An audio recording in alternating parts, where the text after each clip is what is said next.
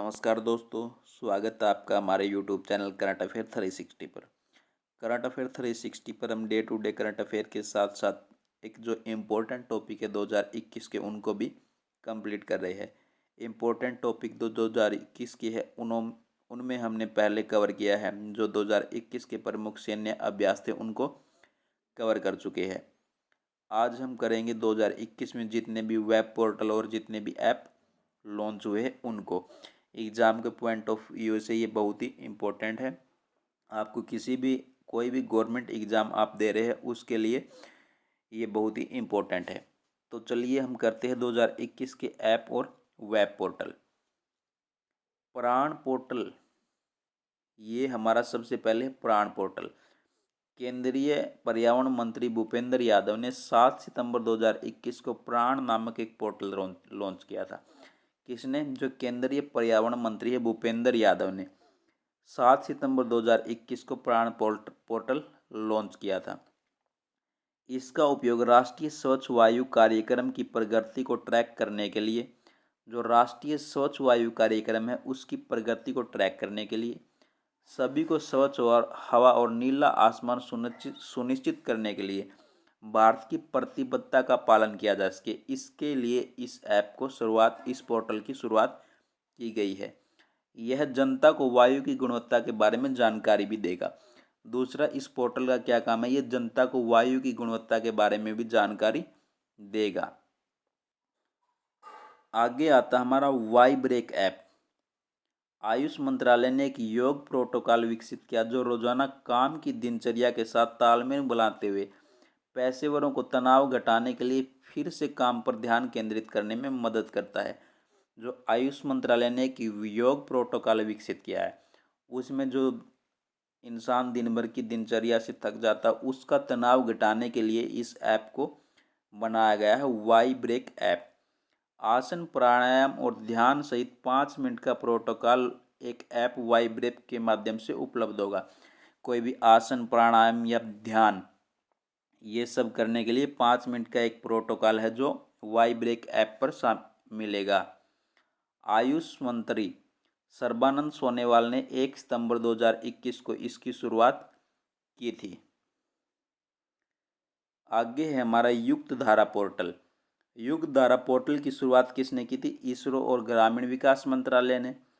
यह प्लेटफॉर्म विभिन्न राष्ट्रीय ग्रामीण विकास के कार्यक्रम जैसे मनरेगा, एकीकृत वाटरशेड प्रबंधन कार्यक्रम, ड्रॉप मोर क्रॉप, राष्ट्रीय कृषि विकास योजना आदि के अंतर्गत बनाई गई परिसंपत्तियों को भंडार के रूप में कार्य करेगा।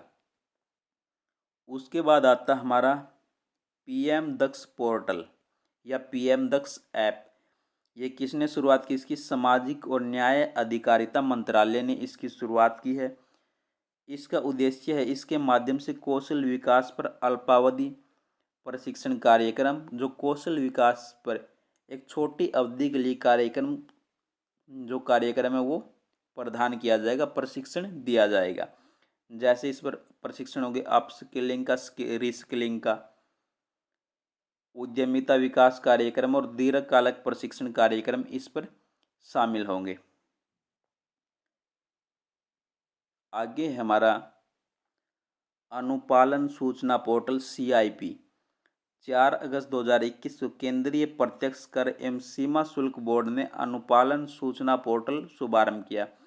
यह पोर्टल एक क्लिक पर सीमा शुल्क टैरिफ के तहत शामिल सभी वस्तुओं के आयात और निर्यात, इसका काम क्या है? जो सीमा शुल्क टैरिफ है उसकी सभी वस्तुओं का आयात या निर्यात से संबंधित जितनी भी जानकारी है आपको एक क्लिक पर इस ऐप पर, इस पोर्टल पर मिल जाएगी। सभी ज़रूरतों के बारे में संपूर्ण जानकारी प्रदान करेगा ताकि सीमा पर व्यापार में आसानी हो सके। आगे हमारा उत्तराखंड भूकंप अलर्ट ऐप।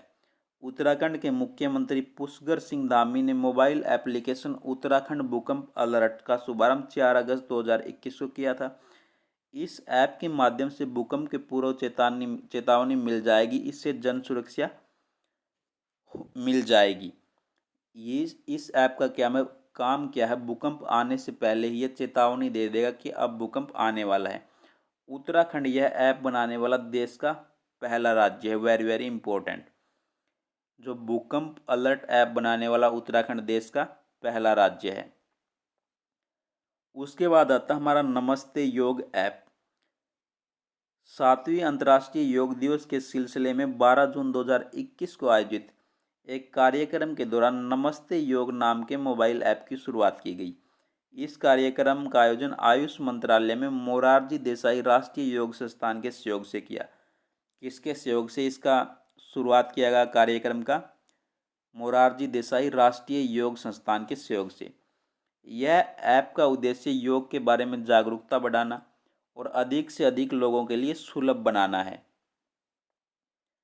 आगे है हमारा सेज पोर्टल। सेज पोर्टल हमारा क्या है? भारत में तेजी से बढ़ती वरिष्ठ नागरिकों की आबादी की आवश्यकताओं पर ध्यान केंद्रित करने के लिए सामाजिक और न्याय और अधिकारिता मंत्रालय ने जो वरिष्ठ नागरिक है उनको क्या क्या आवश्यकताएं होती है उन पर ध्यान केंद्रित करने के लिए जो सामाजिक और न्याय मंत्रालय है उसने 4 जून 2021 को senior care ageing growth engine, says की फुल फॉर्म हमारी senior care ageing growth engine परियोजना और सेज पोर्टल लॉन्च किया है। ये एक परियोजना भी है और एक पोर्टल भी है। आगे है हमारा सिंगल विंडो क्लियरेंस पोर्टल। केंद्रीय गृह मंत्री अमित शाह ने कोयला खदानों के संचालन के लिए सिंगल विंडो क्लियरेंस पोर्टल का शुभारंभ 11 जनवरी 2021 को किया। किसके लिए? यह कोयला खदानों के लिए इसका संचालन किया गया है। यह पोर्टल भारत में कोयला खदान शुरू करने के लिए सभी औपचारिकताओं को पूरा करने, मंजूरियों को दिलाने के सहयोग से लिए कोयला मंत्रालय द्वारा शुरुआत की गई है। इसकी शुरुआत किसके द्वारा की गई? कोयला मंत्रालय द्वारा। आगे हमारा ऑटोमेटेड ई पोर्टल। केंद्रीय प्रत्यक्ष बोर्ड सीबीडीटी ने इनकम टैक्स डिपार्टमेंट की ई फाइलिंग वेबसाइट एक ऑटोमेटेड ई पोर्टल लॉन्च किया है। जो ई फाइलिंग की वेबसाइट है उसको ही एक ऑटोमेटेड ई पोर्टल लॉन्च कर दिया गया है। उसके लिए सीबीडीटी के अनुसार उसके ई फाइलिंग पोर्टल पर टैक्स चोरी अथवा बेनामी संपत्ति की होल्डिंग से संबंधित जानकारी देने के लिए जो कोई भी बेनामी संपत्ति और टैक्स चोरी की जानकारी देने के लिए 12 जनवरी 2021 को इसका लिंक एक्टिव कर दिया गया है। इसी पोर्टल पर कोई भी व्यक्ति चोरी या विदेश में अघोषित संपत्ति के साथ बेनामी संपत्ति से जुड़ी शिकायत को ऑनलाइन कर सकता है। कोई भी यहाँ पर शिकायत को ऑनलाइन कर सकता है। वो शिकायतें चोरी, विदेश में अघोषित संपत्ति या बेनामी संपत्ति इनसे जुड़ी हुई शिकायतें होनी चाहिए। आगे है नवोन्मेष पोर्टल। केंद्रीय विज्ञान और प्रौद्योगिकी मंत्री डॉक्टर हर्षवर्धन ने 14 जनवरी 2021 को राष्ट्रीय नवप्रवर्तन प्रतिष्ठान Bharat national innovation foundation of India है जो द्वारा एक विकसित नवोन्मेष पोर्टल को राष्ट्र को समर्पित किया है। इस राष्ट्रीय नवोन्मेष पोर्टल पर वर्तमान में इंजीनियरिंग, कृषि, पशु चिकित्सा, मानव स्वास्थ्य को कवर करते हुए देश के आम लोगों के लगभग 1.5 लाख नवाचारों का ब्यौरा। कितने? 1.5 लाख नवाचार।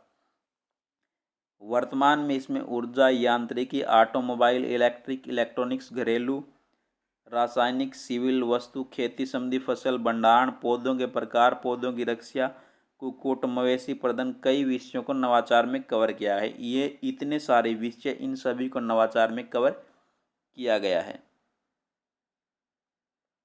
आगे है हमारा गोवर्धन एकीकृत पोर्टल। केंद्रीय मंत्रियों ने देश भर में गोवर्धन योजनाओं की गतिविधियों की प्रगति की निगरानी के लिए देश भर में जितनी भी गोवर्धन से संबंधित योजनाएं हैं सभी की निगरानी के लिए एक पोर्टल शुरू किया है। उस पोर्टल का क्या नाम है? गोवर्धन एकीकृत पोर्टल। यह ठोस जैविक अपशिष्ट प्रबंधन के लिए स्वच्छ भारत अभियान के दूसरे चरण का महत्वपूर्ण घटक है। जो हमारा ठोस अपशिष्ट है, कचरा होता है, उसके निपटान के लिए जो हमारा स्वच्छ भारत अभियान है उसके दूसरे चरण का यह एक महत्वपूर्ण घटक है। आगे हम देखते हैं इंस्टेंट मैसेजिंग प्लेटफॉर्म संदेश। राष्ट्रीय सूचना विज्ञान केंद्र एनआईसी ने व्हाट्सएप की तर्ज पर संदेश नामक इंस्टेंट मैसेजिंग प्लेटफॉर्म का लॉन्च किया है।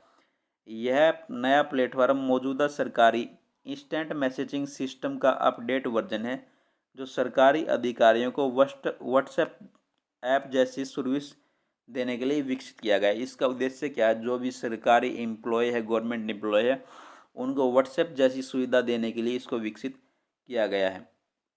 इस ऐप में ग्रुप बनाने, संदेश भेजने, मैसेज फॉरवर्ड करने और इमेजिंग जैसी तमाम सुविधाएं मौजूद है।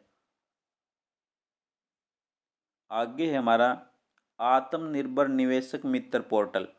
घरेलू निवेश को बढ़ावा देने के प्रयासों से अधिक मजबूत करने के उद्देश्य से घरेलू निवेशों को सहारा, सुविधा प्रदान और सूचनाओं को प्रसारित करने की सहूलियत देने के लिए वाणिज्य एवं उद्योग मंत्रालय ने इस पोर्टल की शुरुआत की है। आंतरिक व्यापार DPIT आत्मनिर्भर निवेशक मित्र नाम के एक समर्पित डिजिटल पोर्टल को अंतिम रूप देने की प्रक्रिया है। इस पोर्टल के तहत इन्वेस्ट इंडिया में समर्पित डिजिटल निवेश के प्रोत्साहन और सुविधा की टीम स्थापित की जाएगी। यह घरेलू निवेशकों को इन्वेस्ट इंडिया के विशेषज्ञों के सीधे जुड़ने और वार्ता करने की सुविधा प्रदान करेगा, जिससे वे निवेश संबंधी मुद्दों पर चर्चा कर सकेंगे। आगे हमारा प्रिज्म पोर्टल क्या है? हमारा विश्व की इंजीनियरिंग अनुसंधान बोर्ड द्वारा प्रोजेक्ट इंफॉर्मेशन सिस्टम मैनेजमेंट यानी प्रिज्म नामक पोर्टल की स्थापना की गई। किसने? विज्ञान और इंजीनियरिंग अनुसंधान बोर्ड ने इसकी स्थापना की है। यह पोर्टल सर्व द्वारा समर्पित विभिन्न शोध परियोजनाओं में वास्तविक समय की जानकारी देगा। भी कोई भी शोध परियोजना है वो वास्तविक समय कितने समय में वो पूरी हो जाएगी, इसकी जानकारी हमें इस पोर्टल पर मिलेगी। इसका पूरा नाम विज्ञान और इंजीनियरिंग अनुसंधान board project information system and management है। आगे है हमारा सुगम्य भारत ऐप। सामाजिक न्याय और अधिकारिता मंत्री थावरचंद गहलोत ने सुगम्य भारत ऐप को लॉन्च किया, जिसमें दिव्यांगजन सशक्तिकरण विभाग द्वारा विकसित किया गया। कौन से विभाग द्वारा इसको विकसित किया गया है? दिव्यांगजन सशक्तिकरण द्वारा। इसका उद्देश्य देश भर में दिव्यांगजनों के लिए एक बाधा रहित सुस्त वातावरण को तैयार करना है। आगे है मोबाइल सेवा ऐप स्टोर। सूचना एवं प्रौद्योगिकी मंत्री रविशंकर प्रसाद ने राज्यसभा में बताया कि भारत ने अपना पहला स्वदेशी रूप से विकसित ऐप स्टोर मोबाइल सेवा ऐप स्टोर विकसित किया तथा मोबाइल एप्लीकेशन का सबसे बड़ा यूजर है। भारत ने अपना जैसे प्ले स्टोर होता है वैसे भारत का खुद का मोबाइल सेवा ऐप स्टोर विकसित किया। उससे आप किसी भी ऐप को डाउनलोड कर सकते हैं। इसके अलावा इंडिया ऐप मार्केट स्टैटिक्स की रिपोर्ट 2021 के अनुसार एंड्रॉयड पर लगभग 5% भारतीय ऐप डेवलपर के हैं। जो एंड्रॉयड है उस पर 5% ऐप है वो भारतीय डेवलपर के हैं, जो भारत के द्वारा बनाए गए हैं। मोबाइल सेवा ऐप स्टोर एक सरकारी मोबाइल एप्लीकेशन होस्टिंग प्लेटफॉर्म है, जिसका स्वामित्व सरकार के पास है। इसका स्वामित्व किसके पास है? सरकार के पास। इसका मुख्य उद्देश्य आम लोगों को पब्लिक और सरकारी सेवाओं के लिए ऐप प्रदान करना है। साथ ही इस ऐप के जरिए सभी सरकारी ऐप्स को एक स्थान पर कनेक्ट करके वन स्टॉप स्टोर की सेवा शुरू की गई। जितने भी सरकारी ऐप है आपको इस ऐप पर मिल जाएंगे, मोबाइल सेवा और स्टोर ऐप पर। आगे हमारा प्रणीत पोर्टल। विदेश मंत्रालय के अंतर्गत केंद्रीय प्रतिष्ठान power grid corporation India limited ने ई ट्रेडिंग पोर्टल प्रणीत स्थापित किया है, जिससे कागजी कार्य में कमी आएगी, संचालन में सुगमता होगी और निविदा प्रक्रिया की अधिक पारदर्शी होगी। ये जो हमारा केंद्रीय प्रतिष्ठान power grid corporation of India limited ने इसकी शुरुआत की है। किस लिए? कागजी काम में कमी करने के लिए। इसे भारत सरकार के मानकीकरण परीक्षण और गुणवत्ता प्रमाणन निदेशालय द्वारा प्रमाणित किया गया है। आगे हमारा UPFO शक्ति पोर्टल। उत्तर प्रदेश के मुख्यमंत्री योगी आदित्यनाथ ने 21 मार्च 2021 को किसान उत्पादक संगठनों जो एफपीओ होते हैं, फार्मर प्रोडक्शन ऑर्गेनाइजेशन द्वारा निर्मित देश का प्रथम online portal UP FPO launch किया। इस पोर्टल को शुरू करने के पीछे सरकार के उद्देश्य जमीनी स्तर पर किसानों को लाभान्वित करने का है। इसका उद्देश्य क्या है भाई? जमीनी स्तर पर किसानों को लाभ प्रदान करना। यह पोर्टल किसानों, उत्पाद संगठनों और व्यापारियों को मंच प्रदान करेगा, वो खुला और आवश्यकता के अनुरूप मार्केट में उपलब्ध हो सके।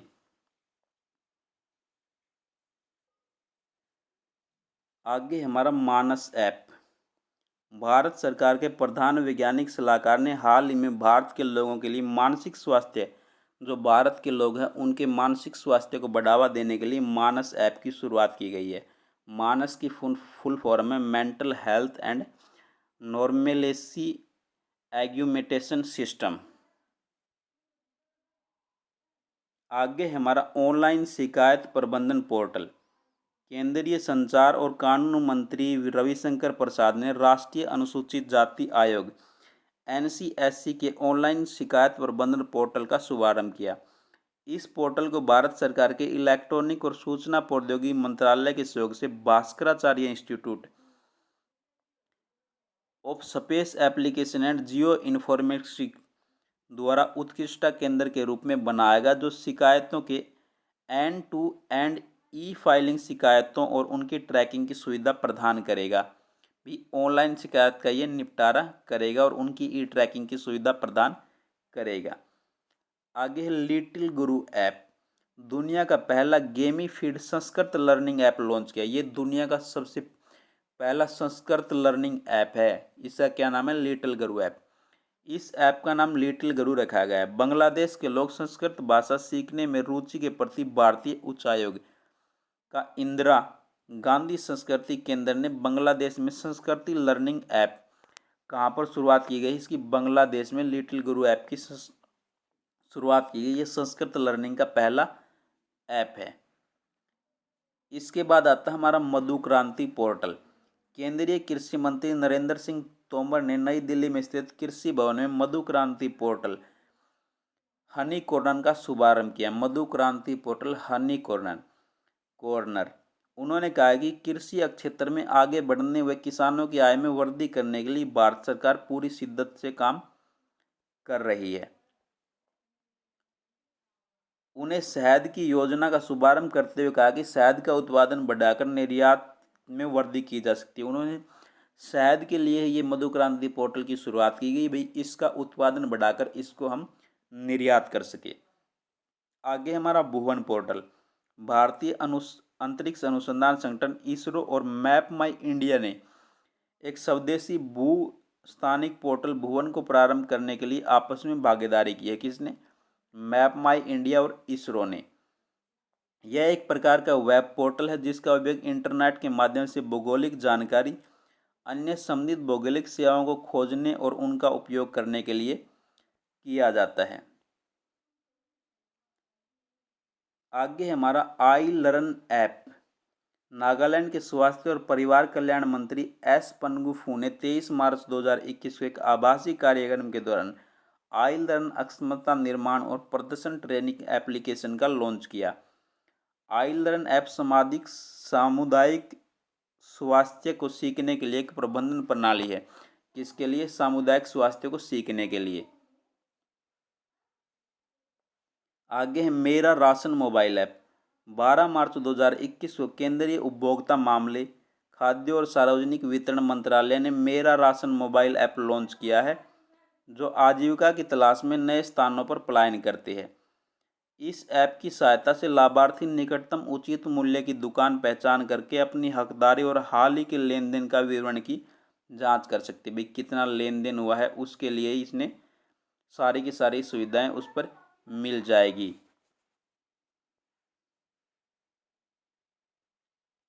आगे है हमारा स्कैनपीडिया मोबाइल ऐप। केरल के वैज्ञानिक, डॉक्टर और फोटोग्राफरों ने एक टीम ने स्कैनपीडिया नामक एक मोबाइल एप्लीकेशन को लॉन्च किया। किसने? केरल ने। स्नेकपीडिया, इस पर सांपों की सारी जानकारी उपलब्ध होगी जितने भी हमारे होते हैं, और जनता के साथ साथ सांपों के काटने पर इलाज में भी ये मदद करेगा। उसके बाद हमारा कृषि स्कैप, जनवरी 2021 में भारतीय एक्सा जनरल इंश्योरेंस ने किसानों के लिए कृषि सखा ऐप लॉन्च किया। यह ऐप देश के किसानों को विशेष जरूरतों को पूरा करेगा और खेती के सर्वश्रेष्ठ तरीकों में उनका मार्गदर्शन करेगा। खेती के सर्वश्रेष्ठ तरीकों की जानकारी कहाँ पर मिलेगी? कृषि सखा ऐप पर। आगे हमारा डिजनिस्ट मोबाइल ऐप, पंजाब के मुख्यमंत्री कैप्टन अमरिंदर सिंह ने राज्य के जनसंपर्क विभाग के कामकाज को अधिक स्वचालित और कुशल बनाने के लिए वर्चुअल मोबाइल ऐप डिजनिस्ट, ये पंजाब के कैप्टन अमरिंदर सिंह ने वहाँ का जो जनसंपर्क विभाग है उसको स्वचालित और कुशल बनाने के लिए डिजनिस्ट नामक मोबाइल ऐप की शुरुआत की थी। इसके बाद आता हमारा कोविन ऐप। 16 जनवरी 2021 को राष्ट्रीय टीकाकरण पर प्रधानमंत्री नरेंद्र मोदी ने कोविन ऐप को लॉन्च किया गया था। ये किसके लिए लॉन्च किया गया था? टीकाकरण के लिए। कोविन ऐप भारत में कोरोना टीकाकरण के लिए एक मैनेजमेंट सिस्टम क्लाउड पर आधारित है। इस ऐप में टीकाकरण केंद्र से लेकर टीका लेने वाले लोगों की सूची रहेगी। इस ऐप में सब सुविधाएं हैं भी, कितने टीकाकरण केंद्र है और कितने लोगों को टीका लग चुका है। इस ऐप से कोरोना टीकाकरण की प्रक्रिया की ट्रैकिंग होगी। इस ऐप से जो कोरोना का टीकाकरण है उसकी पूरी प्रक्रिया की ट्रैकिंग भी इस ऐप से होगी। इसमें भारत में लगाए जाने वाले टीकों का पूरा लेखा जोखा रहेगा। भारत में कितने कितने कौन से टीके लगाए गए हैं, पूरा लेखा जोखा इस कोविन ऐप पर मिलेगा। आगे आता हमारा उद्यम सारथी ऐप। उत्तर प्रदेश की सरकार ने 24 जनवरी 2021 को यूपी में उद्यम सारथी मोबाइल एप्लीकेशन को लॉन्च किया। मोबाइल एप्लीकेशन का प्रयोग राज्य के नागरिक रोजगार प्राप्ति से संबंधित, इस पर उद्यम सारथी ऐप पर जो राज्य के नागरिक है रोजगार प्राप्ति से संबंधित सभी जानकारियां देख सकते हैं। इस एप्लीकेशन पर स्वरोजगार और रोजगार से जुड़ी जानकारियां उपलब्ध रहेगी। कौन सी पर? उद्यम सारथी ऐप पर। आगे है Insta FX app. ICICI bank ने अपने ग्राहकों को ICICI bank forex prepaid card तेजी से प्राप्त करने में मदद करने के लिए अधिकृत मनी चेंजर्स के लिए एक नया मोबाइल एप्लीकेशन इंस्टा एफएक्स कौन से बैंक ने लॉन्च किया है? ये आईसीआईसीआई बैंक ने इसको लॉन्च किया है। आगे है हमारा इनोवेशन सैंडबॉक्स। जनवरी 2021 में बम्बई स्टॉक एक्सचेंज सीबीएसई ने एक इनोवेशन सैंडबॉक्स वेब को लॉन्च किया है जो फिनटेक फर्मों और व्यक्तियों को अपने अनुप्रयोगों का ऑनलाइन परीक्षण करने में सक्षम बनाता है। इस पोर्टल से आवेदक एप्लीकेशन प्रोग्रामिंग इंटरफेस स्टॉक एक्सचेंजों के परीक्षण को डाटा डिपॉजिटरी योग्य रजिस्ट्रार शेयर ट्रांसफर एजेंटों आदि का उपयोग करने में सक्षम होंगे।